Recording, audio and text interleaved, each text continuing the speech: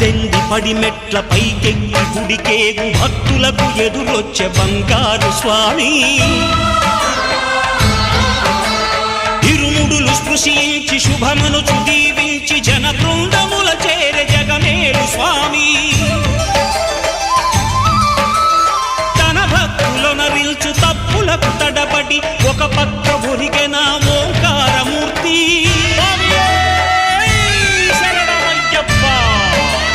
స్వాములందరూ తనకు సాయము కాగా ధీమంతుడై లేచే ఆ కన్య స్వామి